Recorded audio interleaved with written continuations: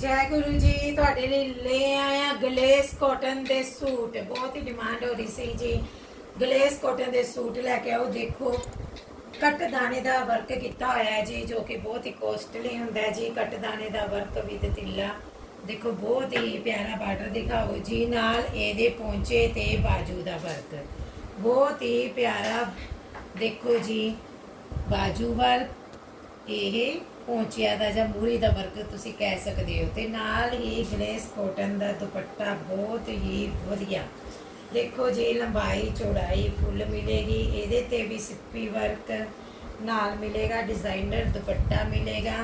Designer ਦੁਪੱਟਾ ਜੀ ਦੇਖੋ ਚੌੜਾਈ ਬਹੁਤ ਹੀ ਜ਼ਿਆਦਾ। ਇਹਦੇ ਵਿੱਚ ਓਨਲੀ 3 ਕਲਰ ਨੇ। ਜਿਹੜਾ ਕਲਰ ਤੁਹਾਨੂੰ ਪਸੰਦ ਆਏ ਜਲਦੀ ਜਲਦੀ ਆਰਡਰ ਕਰੋ ਜੀ। ਵਿਦ ਫਰੋਜੀ ਕਲਰ ਵੀ ਹੈ ਇਹਦੇ ਵਿੱਚ ਵੀ ਜੀ, ਜੋ ਤੁਹਾਡੀ ਡਿਮਾਂਡ ਹੁੰਦੀ ਹੈ ਜ਼ਿਆਦਾਤਰ। ਓਨਲੀ 1250 ਰੁਪਏ ਵਿੱਚ। ਜੈ ਗੁਰੂ ਜੀ।